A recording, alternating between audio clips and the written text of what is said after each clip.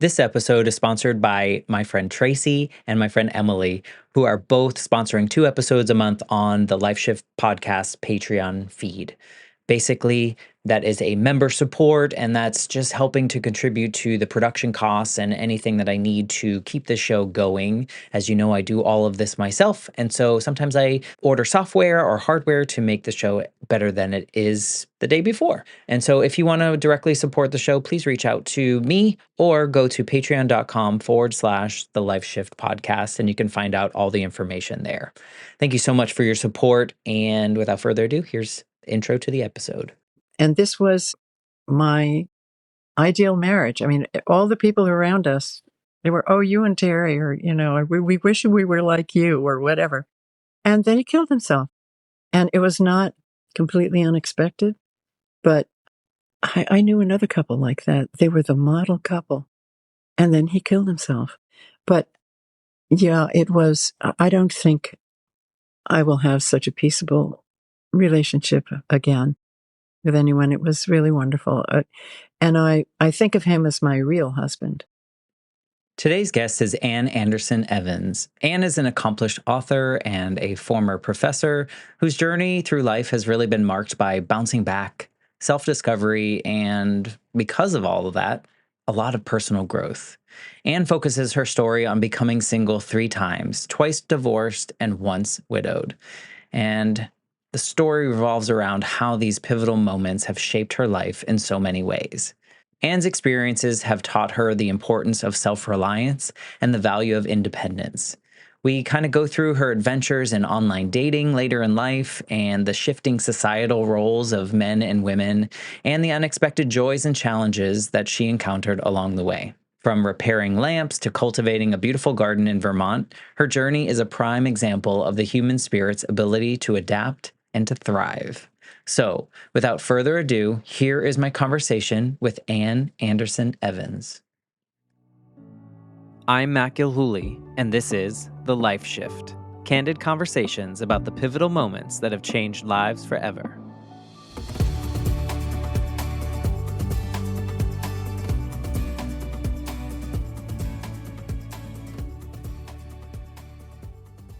Hello, my friends. Welcome to the Life Shift podcast. I am here with Ann. Hello, Ann.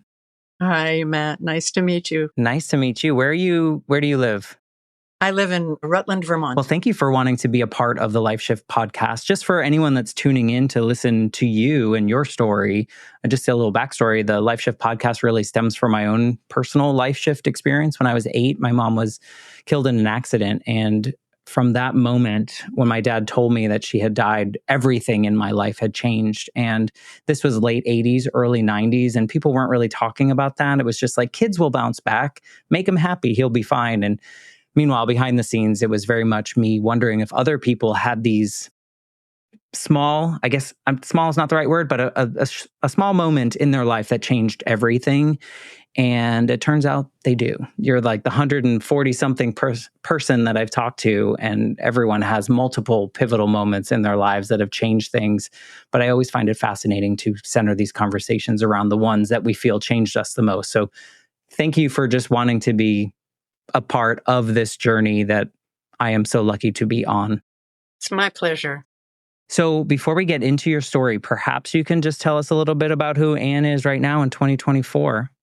What do you get down to? I just like to say something first. I so appreciate how you approach this. I mean, everybody has had a moment of where they thought they couldn't come back from it, or how am I going to do this? And so sharing those moments aren't necessarily the important part. It's what happens afterwards that's so important. And that's what you're you're focusing on. Yeah, I always tell people that this show, really what I want is that each episode finds the ears that need to hear it the most, that, maybe they feel less alone because they heard, oh, Ann went through this and look where she is now. And look what she did with that. Look what she learned from that. I will be okay. Yes. Yeah, exactly. It's so important. So who am I today? Okay.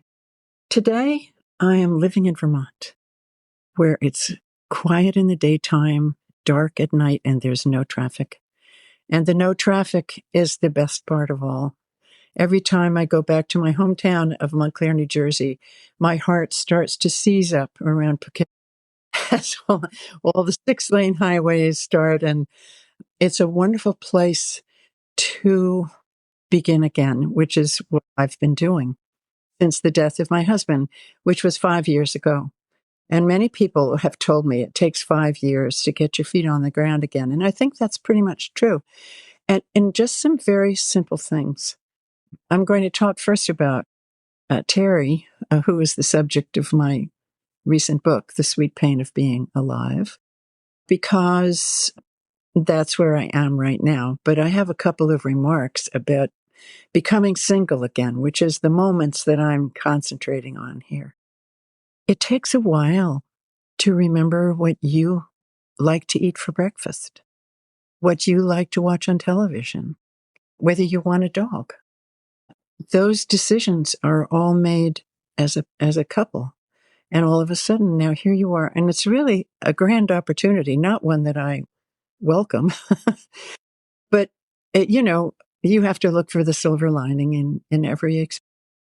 And this experience of widowhood, it has given me an opportunity to discover what my own life is, what my own choices are.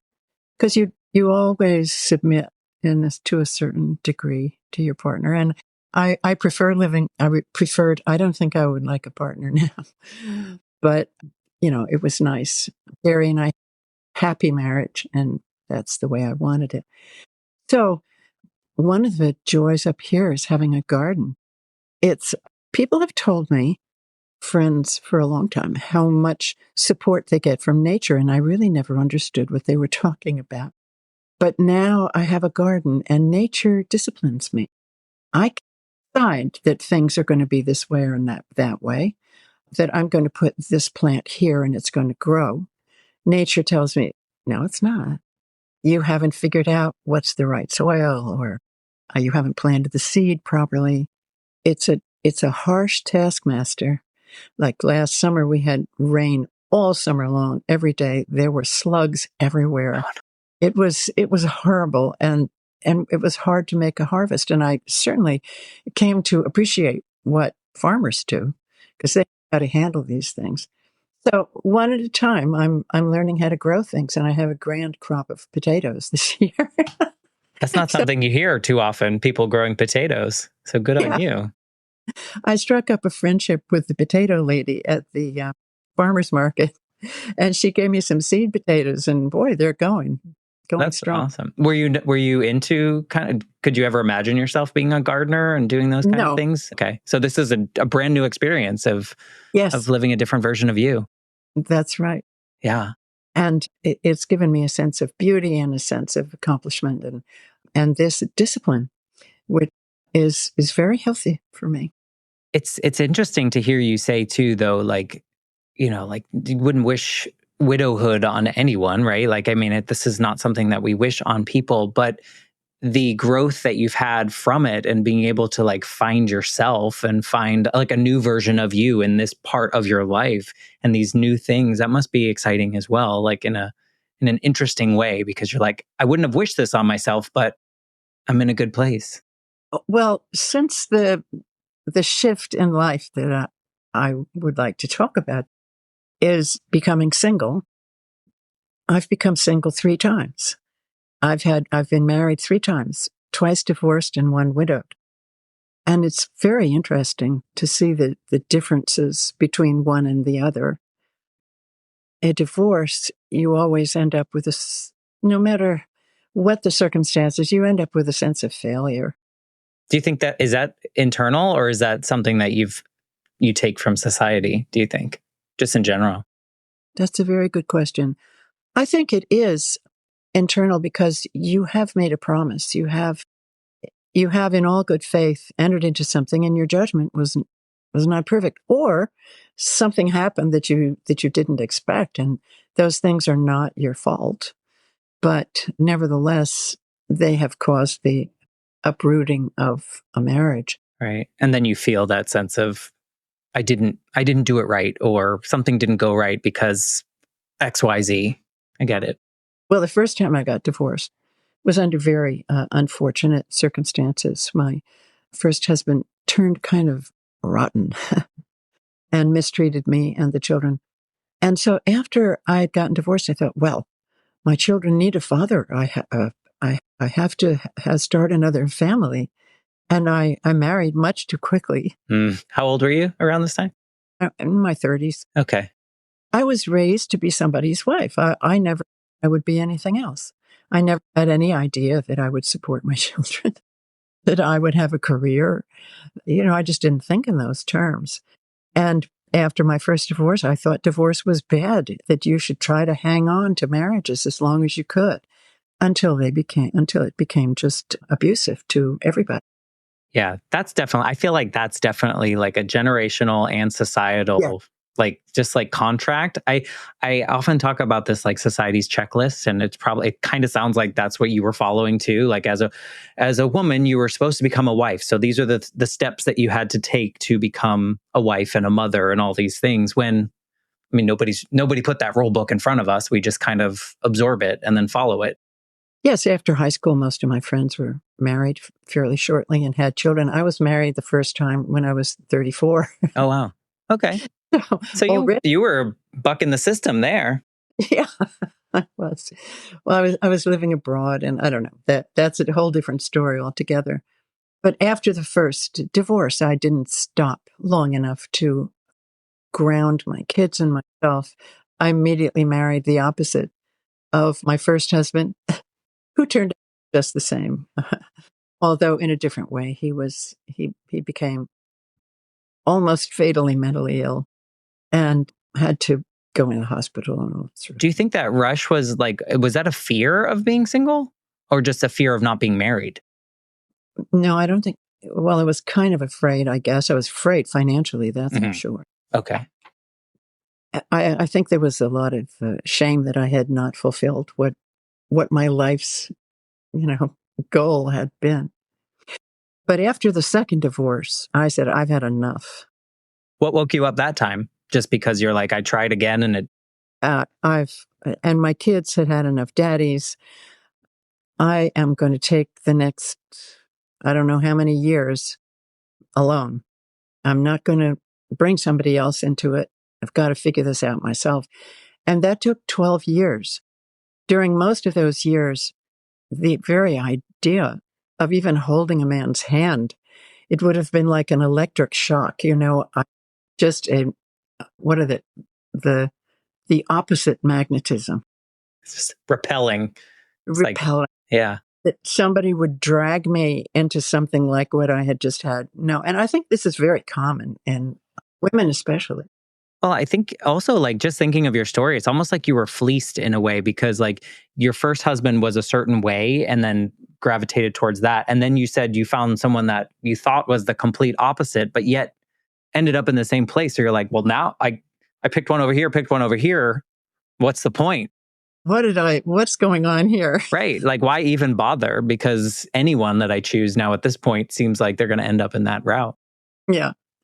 Well, I discovered many things during those 12 years. Number one, that I, as a woman, could do anything a man could do. I could lift heavy things, no, not better.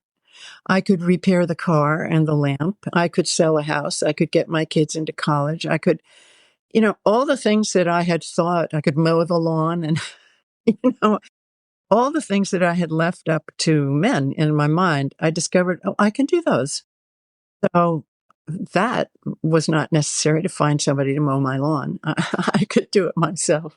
Was there like a moment where you felt like, did you just do them because you had to? Or were you like intentionally being like, I'm going to try to do this because I've always thought I quote unquote could not? Yes.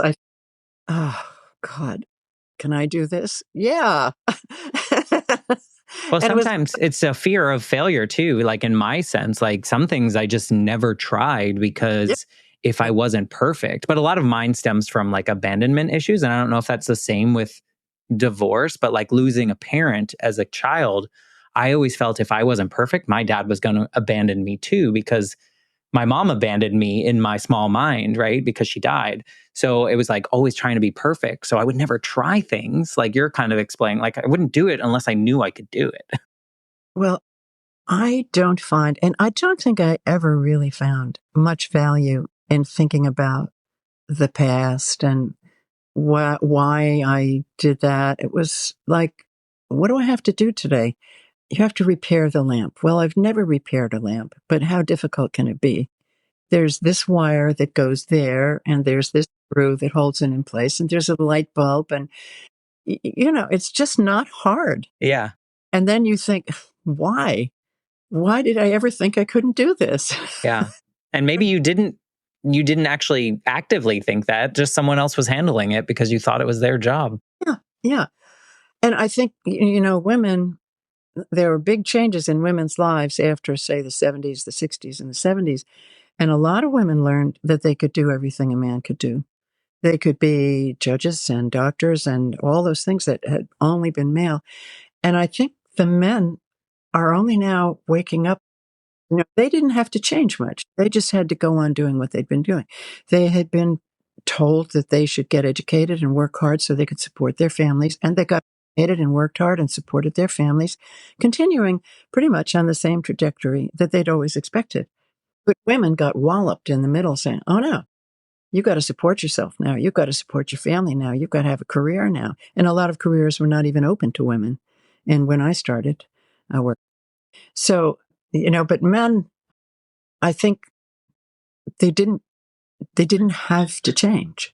Yeah, in that aspect, I think now they have to change in a different way. They have to, just be like more in touch with not that stuff, like the emotional part and just like being a full human and not just being a provider and a fixer and those kind of things. I think now all genders can be full humans. I feel like is like maybe that's what we're awakening to.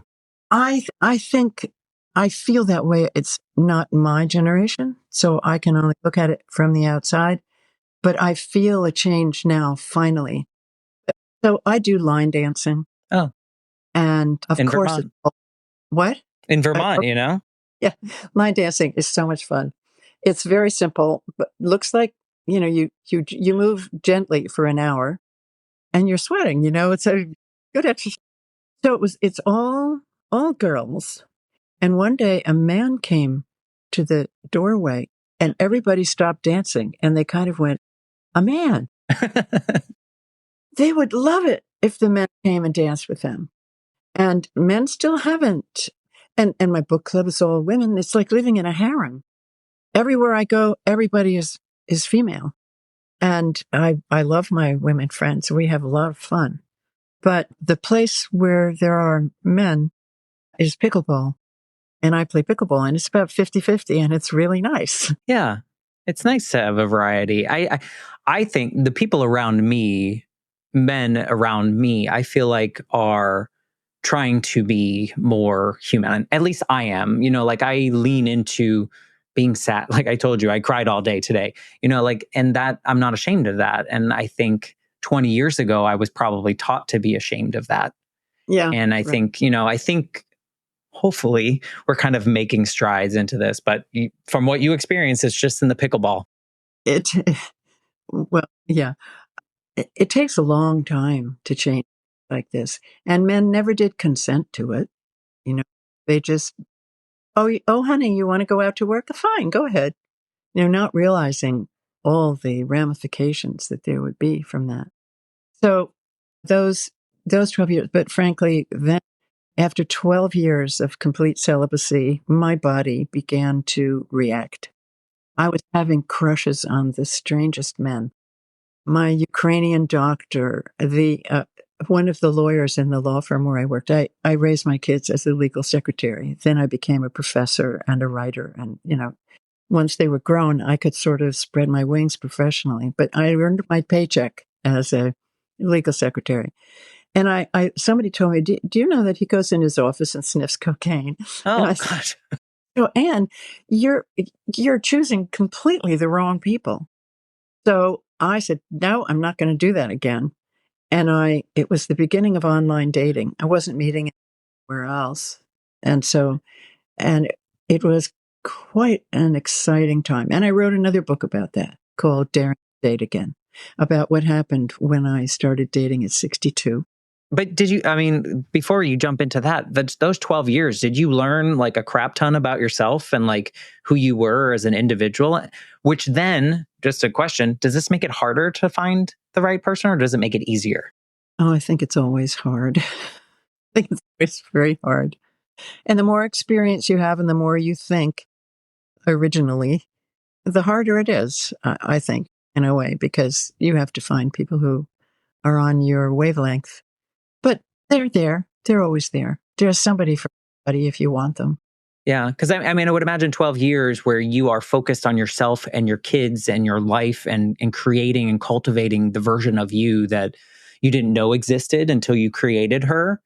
I would imagine it would be hard to kind of now let someone into that space where you have to share, like you started this out, sharing decisions and determining what you want to watch on TV and those kind of things.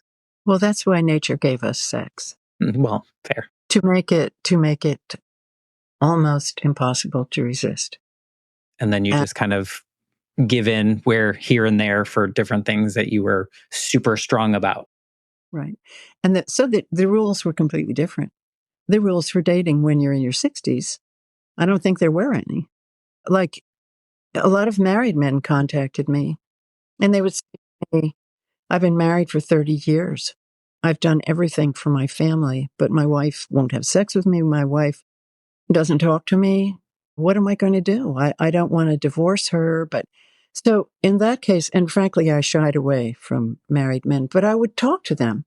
I had long email conversations with them, or sometimes phone conversations, just listening to what they had gone through.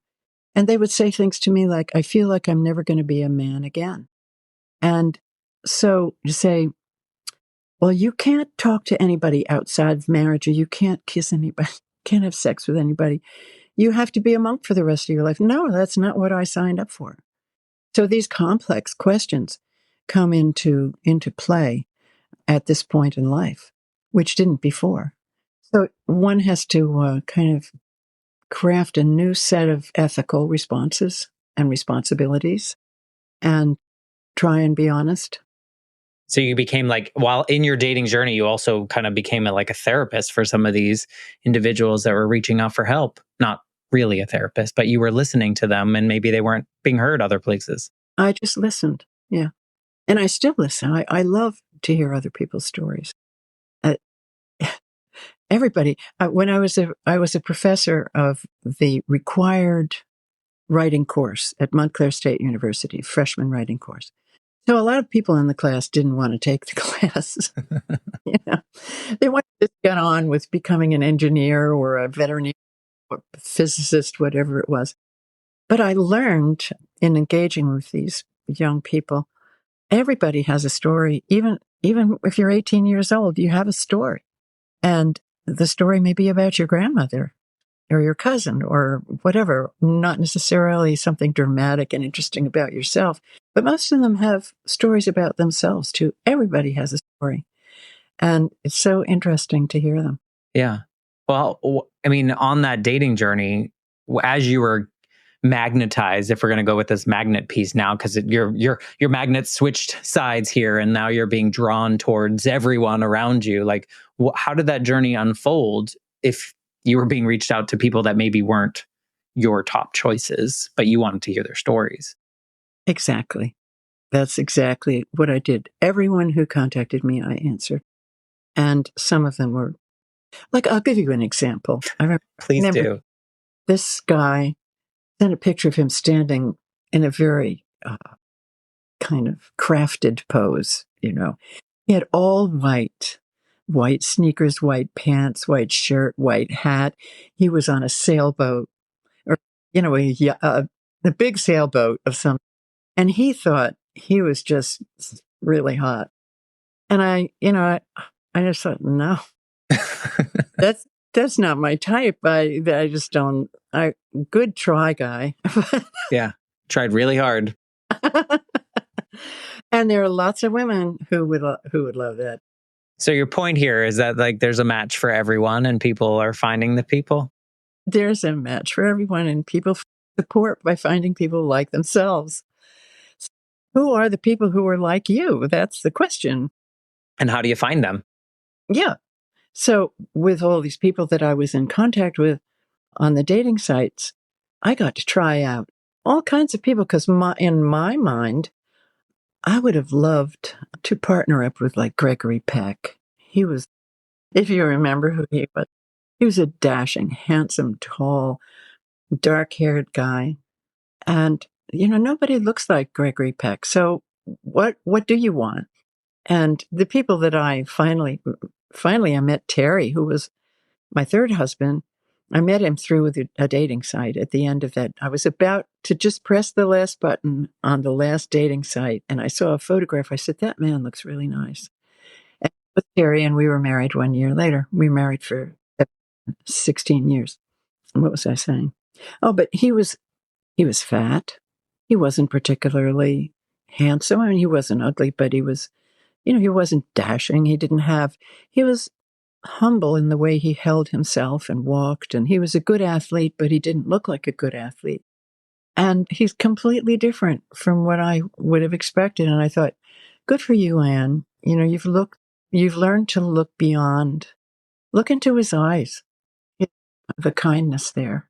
You saw something. I mean, Yeah. if you saw something that made you stop and pause, I can't help but, just think about those 12 years though, of you really like soul searching yourself as well. So like, I think there was probably, your surface level, but once you pass through that, you have to find something meaningful. It seems like especially if you were a full person, living your best life at that point, or however, living your life to the fullest as much as you could by yourself, you want to find someone with some kind of depth, I would imagine. And Terry had this depth. Yeah. In those 12 years, mind you, raising 2 kids, I commuted 1.5 hours each way to my New York. I was exhausted. I was exhausted all the time. And I wanted to keep a nice house for the kids. So there goes the weekend. And I remember a day, it was maybe 6 years into the 12 years, maybe more.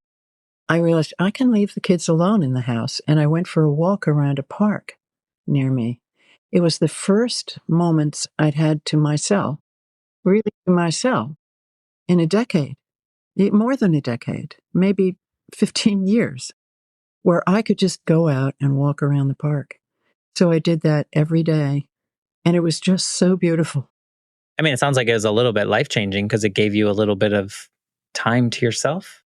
But you talk about small moments, and that's a small moment I really remember. The first moment when I could be myself and do what I wanted to do, even for just a half an hour. And then you made it a habit. And then I made it a habit, yeah. Which then probably fed you even more without you even like consciously thinking about it anymore because it was just a habit. Right. And I started reaching out then as my kids were older and could be left alone in the house. I started reaching out more. But I think it was probably a good idea not to complicate our lives. We do what we need, right? Like we do what we need to kind of get through moments and survive and do the things that we find are important at the time. And then those priorities kind of shift. Yeah, the problem is we don't always do what we need. No, we don't always do what we need. We do what we think we need. And what we think we are expected to do. But then you realize so few people do what they're expected to do. Get to know about people's lives. Wonderful marriages turn out to be, not so wonderful. And, people turn out to be quite different from what you thought they were. There's a lot of performative nature out there too. I think a lot of people are hiding behind what they've painted. Like you said, you wanted to keep a nice house for your kids. Did that really represent you in the best way if people were to dig deep into how you were feeling at the time? Yeah, maybe, right. Maybe not, Right. I think we're just kind of taught to be our best version on the outside. So other people think we're this and most people don't even care. Yeah, most people don't. That's right. They don't care about what we're doing. I spent the weekend of July 4th with friends in the Catskills. There were about 12 of us. It was like a house party. My friends bought a former kids' summer camp. So they That's so fun. And very often, lots of people go up there. There were 12 of us. And my friend, she's a very successful lawyer, and her husband was also a lawyer. And she told me, we're slobs. I don't care about my house. So they have cleaners and come and everything. But up in their summer house, it's kind of, the towels have a hole in them, and pick up something off the knife off the kitchen, off the counter, and it's sticky from somebody. Things like this. It feels almost unhygienic, but they skate very close. They're hygienic still. But two of their friends said, "I'm not staying there. We're staying in a hotel." Well, I mean, at least she was honest about it. At least she wasn't delusional about it, right? She was just like, I don't care. Yeah, they love her because they are just what we are. Pretending. I think it's important. I don't think there's maybe more now, but I don't think there's a lot of people that are like really living in their truth. Like you said, you have to uncover some stuff, and you have to realize that most people don't care, and the things that we're trying to do, why are we trying to do them? Like I mean, I finally got some therapy in like my 30s to help myself grieve my mom that I lost when I was 8. So there was a lot of years of a mess.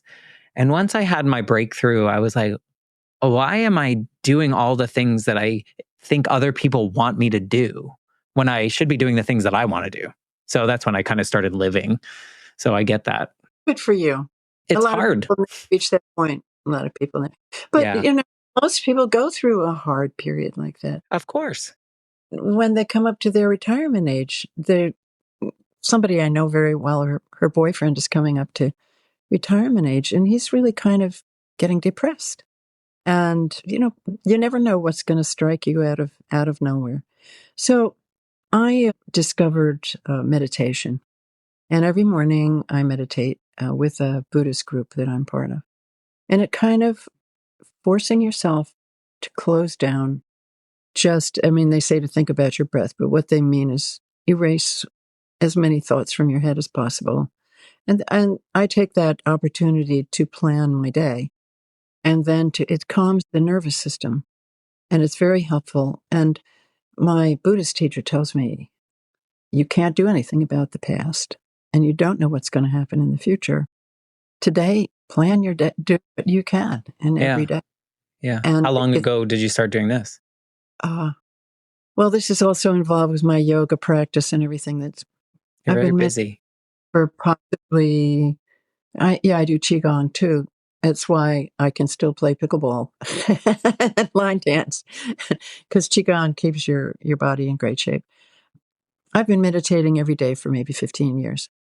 That's a big practice. That's something that I haven't been able to do. I mean, I think that's like so hard. So good on you for finding the space and the ability to do it. I haven't found it yet. It's hard for me to remember what it was like in the beginning, where they'd say, just do it for 5 minutes, and 5 minutes possible. But now it's like a relief. It's like, for this time, I have no place to go, no one to see, nothing to do.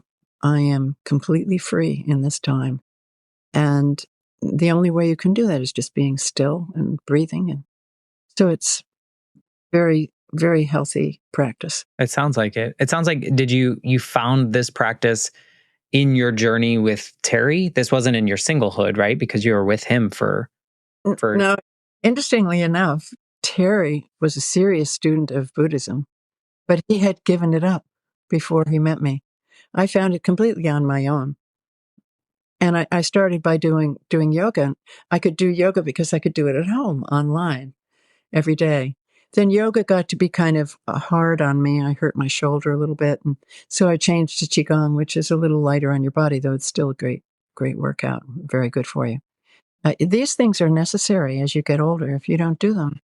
The differences between people when you're 25 are rather, don't want to say small, but the older you get, the more differences there are between two people, because what you've done all your life has come to flower now.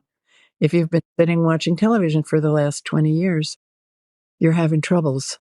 And how responsible have you been with your life? It shows when you're older. Have you been active your whole life? I always loved to swim. And then I don't know. I lived in cities. I lived in Athens, Greece for 10 years. And I didn't have a car. I walked everywhere. So if you Okay. call Yeah. it More active miles, than the average American, I would say. yeah, well, not New Yorker. I Well, lived in fair. New York too. I walked all over New York. So walking was probably my biggest exercise then. And then I played tennis for a while, but swimming was what I always loved to do.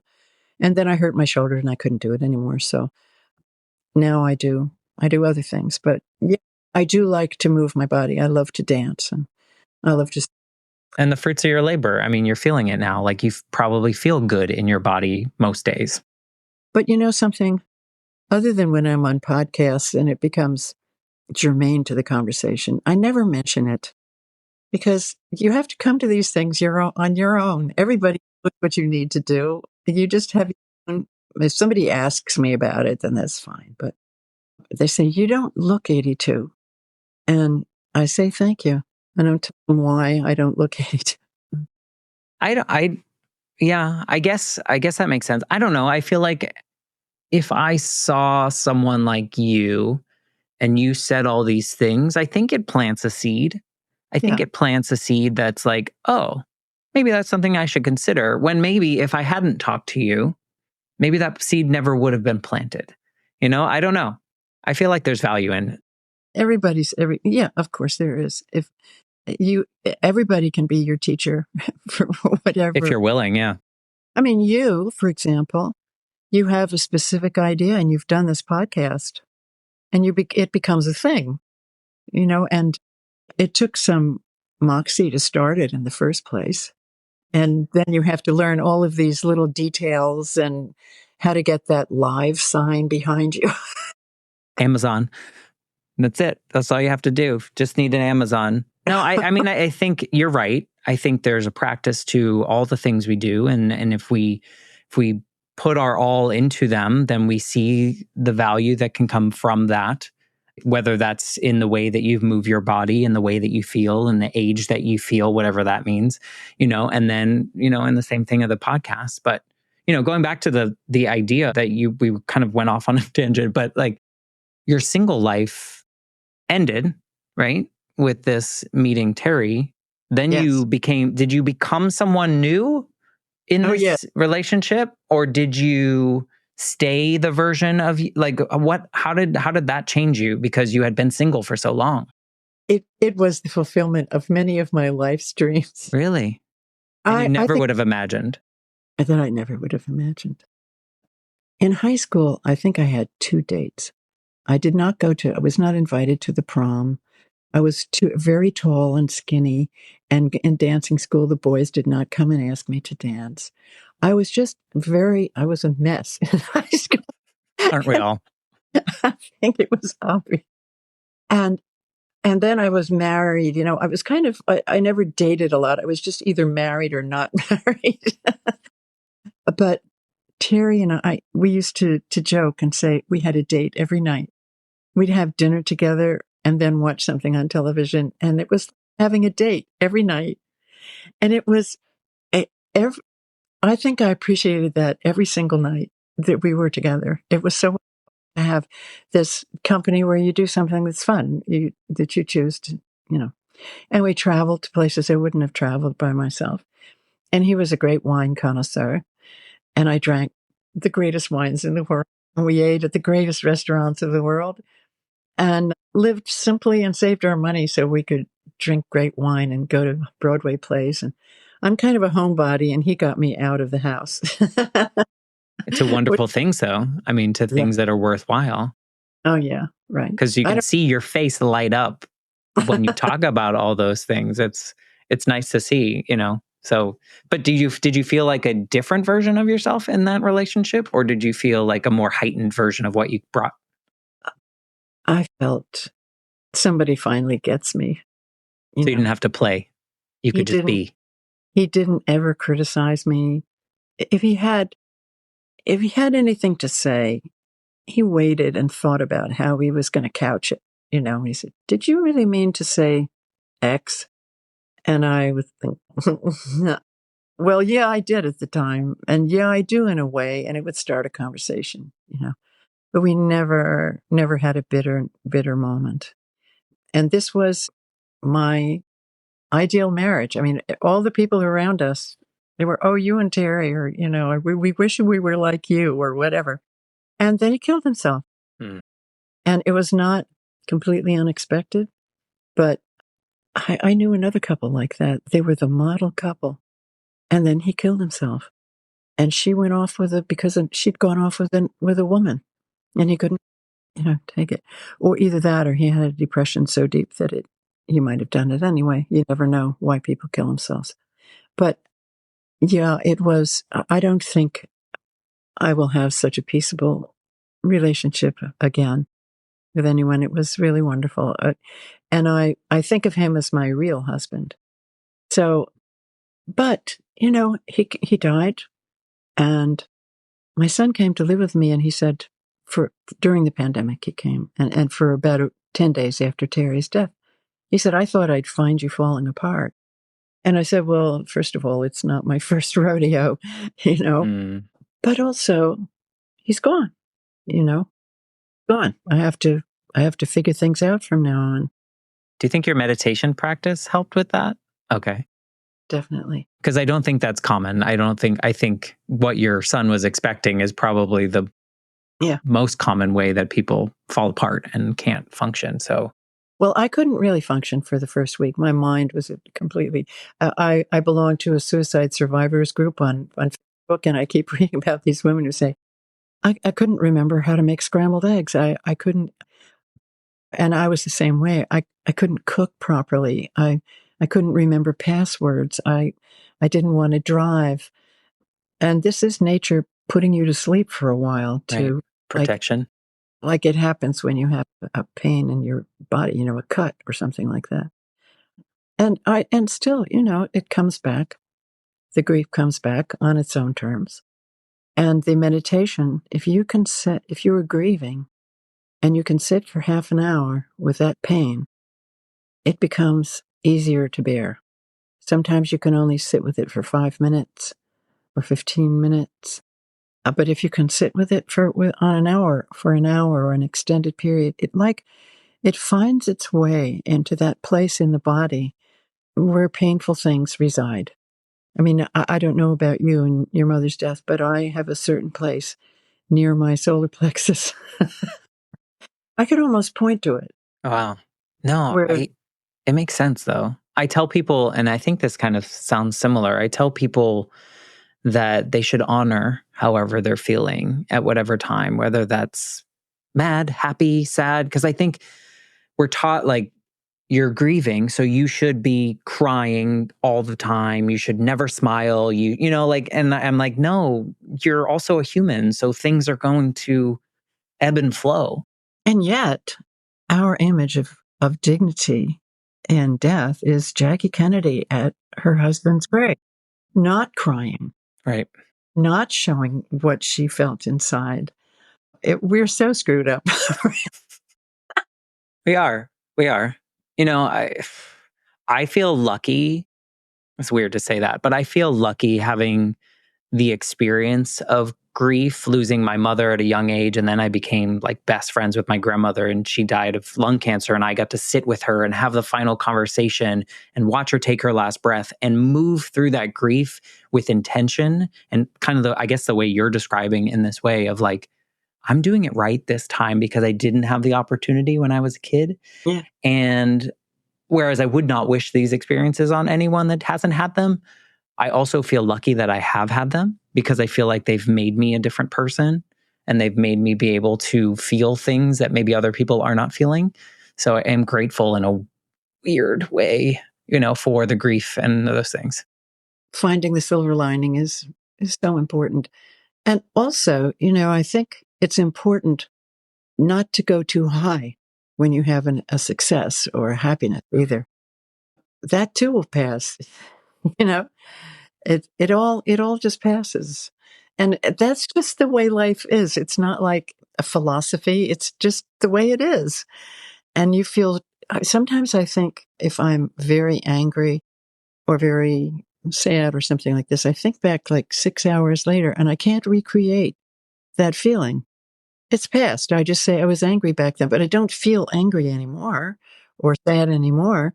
It's past. And that's I think that's good. I don't think that's common. I mean, I found a space where the way I process that now is I acknowledge it. I say, I'm just not feeling great right now, but I right, know that I will move through this in my way. right. And to your point, 6 hours later, I'm like, I don't feel like that anymore. And it doesn't help to tell you, "Oh, no, that's not the right way," because you're gonna do it the way you do it anyway, and good for you, to see it through. So you said that when we started this conversation, you said that you're now 5 years or so removed from this once in a lifetime kind of relationship, or maybe the postcard relationship that you envisioned as a kid you got to have Yes, with yes. Terry. And now you're 5 years removed from that. How does your life look different than your single period before him? Like, how has that evolved, or has it? I I'm also my schedule is my own. A lot of things are different about my life. I am not constantly exhausted. I do what I want to do when I want to do it. I'm a writer. I do have certain things like I do podcasts. I do workshops. I have groups that I go to see. I have appointments and whatever. But I schedule them all. And it gives me a sense of freedom. It's hard to say that that would necessarily be connected to any particular loss or change. It's just the joys of I'm not retired, but the joys of having your schedule to yourself. I wonder, did you find more of yourself in this widowhood than you did in your single period, or is it like a totally different thing? Because you said you were like discovering gardening and you were discovering nature and how that is a taskmaster, and that, like, I'm wondering, like, do you feel like a more evolved human in this version of your life, or is it just different? I'm so Sometimes, profound here. no, but sometimes I do feel m- very much involved. And then I back my car into the garage door. Oh, well, then And that's then, life. Like, get a hold of yourself. and then I open Chrome when I'm supposed to be on a podcast and it says, you have to update it and you're 10 minutes away.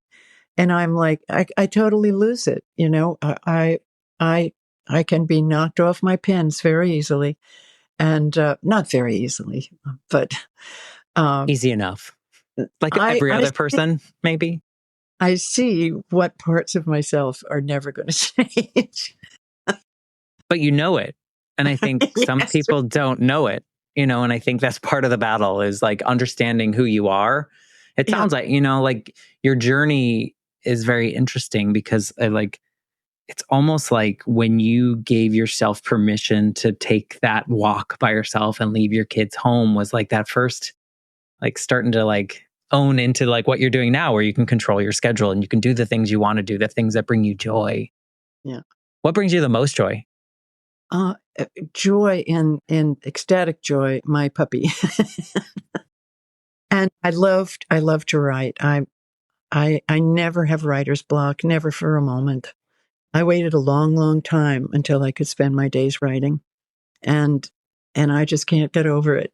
How You many know, books have you published now? 2, and I have a third, and a lot of short stories have been and academic work has been published. So, you know, quite a few things. What's your And favorite part about writing? Because it seems like I mean, some people see writing as a lot of work, but it sounds like it just flows for you. I wake up in the morning and I think I'll have this person do that. I've just finished my Oh, first novel, oh, which is I thought I wouldn't live long enough to write fiction because writing memoir, the first 2 books are memoir. You have to, it's quite different from writing memoir. And I'm not sure that I've really got it down yet. But anyway, so I'm working with fictional characters. And I'll wake up in the morning and I'm say, no, she should go over there. And I go in and I start writing the scene where she goes over there. So then you have to describe where there is. And then you have to change another part of the book because if she goes over there, then she can't be over here at the same time. Or who's going to be with her over there? And just figuring out these little puzzles. It's just fun. And I love doing it. well, I'm sure it keeps you busy mentally, whereas those other activities that you talk about keep you physically busy. So you're just busy. Well, when I lose it and back in my car into the garage door, I think, okay, from now on, I have to check every time the garage door. But I still catch, no, I'm absent-minded. There's nothing I'm ever going to be able to do about that. That's me. The other thing that is unshakable is I look in my mirror and I see my mother. And I think, I didn't like a lot of things that my mother did, but I'm doing them too. I think a big helping of humility helps. Yeah. Does it help you understand things like that though? Like understand her more in the way that you, like if you find yourself doing those things, you're like, oh, maybe. It helps me understand me because I realize that how you were raised, your childhood experiences like yours, they never go away. They never change. They are like your skeleton, your emotional skeleton, and it's always going to be there. And so, in some ways a lot like my father, but my father died when I was 24, in 1966. I mean, a long time ago. But I was with my mother for a lot longer, and I knew her when she was my age. So we're very different sorts of people, but there's a lot of her in me. And I was thinking about the soccer game. I watched England and Spain, and I was watching the English, and I was thinking, those are my people. And I think, like Italians, they're making lasagna 10 generations into being Americans. There's a lot of the culture that you from that's really strong that stays throughout your whole life. And that's like an instinct and maybe even genetic. I don't know. Well, I have talked to people about epigenetics and how a lot of that gets embedded in the DNA in some way. So I'm sure there's something that people smarter than me would know, but I don't know. Let me ask you a question, and this maybe this is how we wrap this up. Why do you focus on that singlehood periods or those singlehood periods of your life? Why are those so stand out to you? Well, I'm not saying that I wouldn't have liked to have had a 50-year marriage. I would have liked to have had a long marriage, but I didn't. And so I just know things that people who haven't been single as adults don't know. And they know things, people who've been married for 50 years know things that I don't know. And it's just what happened to me. Are you grateful for those moments despite the hard parts of them? Oh, yes, of course. Yeah. That's your meditation speaking, right? I think the most crippling thing is regret. And I do sometimes feel regret. And I try to get through it, but I know I've made mistakes and, some of which have left a footprint that will last in my children's lives or lives of other people around me. But, too bad. Life, right? Yeah. There's only so much we can control, and things that we've done, we can't control them anymore, and they just are what they are, and hopefully people can move through and move past. You can try to take what you've learned and not do things that you will regret anymore. And I think I do far fewer things that I regret now than I ever did. Except for backing into the garage. Like, oh, that's a small one. I'm never going to get over that. My son lived with me for a while during the pandemic, and he wouldn't let me drive his car. He said there's a non-zero chance that you will back to the garage door. I only did it once, but it was non-zero. That's right. Yeah. No, I mean, see, he learned. He knows. That's right. No, I appreciate you coming on and letting me ask you the questions. And even sometimes when they were like, why did you ask that, Matt? I appreciate you going along with it and having this conversation because it's been really valuable. Kind of that whole idea of planting seeds and the things that you've said have kind of planted in me. And that's what I found in this journey of the Life Shift podcast is like so many of these stories. Had I never had this podcast, I never would have had the opportunity to be exposed to this. So thank you. I've listened to a few of them. They're very, very interesting. It's like the StoryCorps, they're just endlessly fascinating stories. And I found, I don't know if you found this in your life. I'm sure maybe you have. I found that we have far more things in common than in our lives than we do different. So thank you for sharing your story in this way. If people want to like find your books or they want to get in your circle, or if you're active on social media, what's the best way to like find you and find your stuff? Well, I guess the best way is my website, which is AnnAndersonEvans.com. I also have a Facebook practice. And on Facebook, I have two. One is Ann Evans and the other is Ann Anderson Evans. But I post almost daily there, and all the blog postings go on there. I'm also starting on Substack, but I just started doing that. Okay. Well, we'll give the link so people can connect with you in that way. Yeah, And great. if they want to reach out to you, how do you feel about that? Oh, come on. You said you like stories, so. I do. I love stories. And you asked about the books, and they are Daring to Date Again and The Sweet Pain of Being Alive.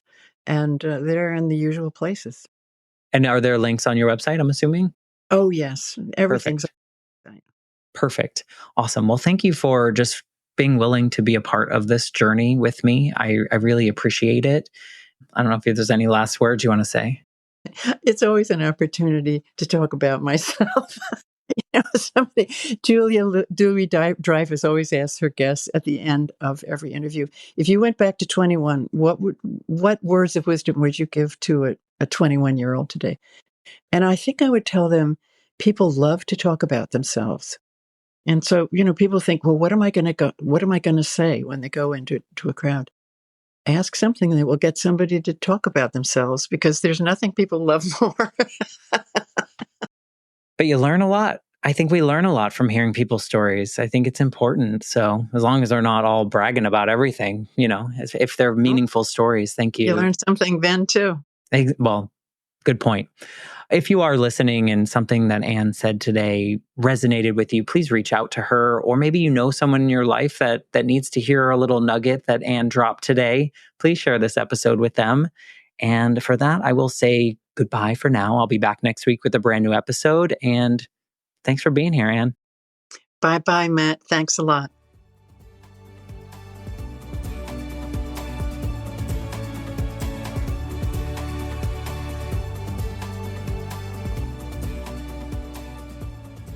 For more information, please visit www.thelifeshiftpodcast.com.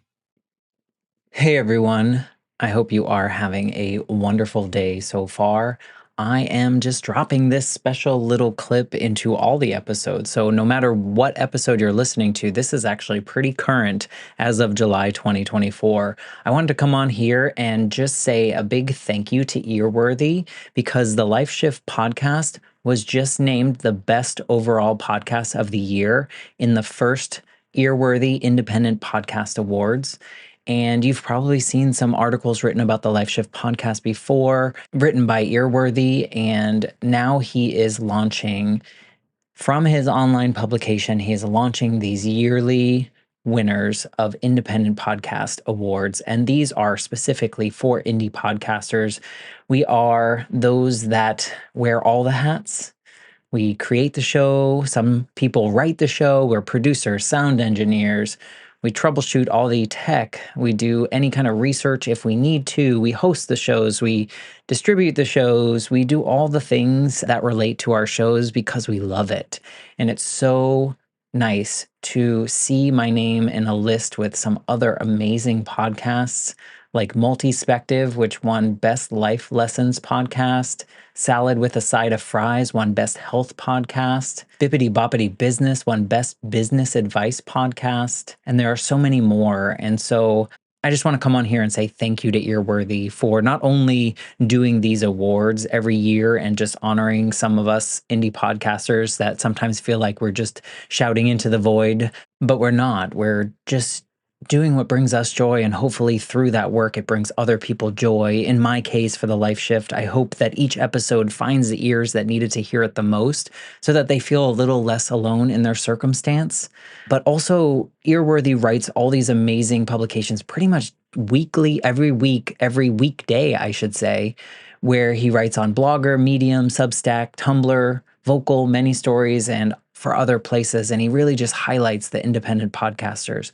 So thank you, Frank, for everything you do with Earworthy and for recognizing all of us in the first Earworthy Independent Podcast Awards. If you'd like to read more, please head to medium.com/EAR-WORTHY. Thanks again and enjoy this episode.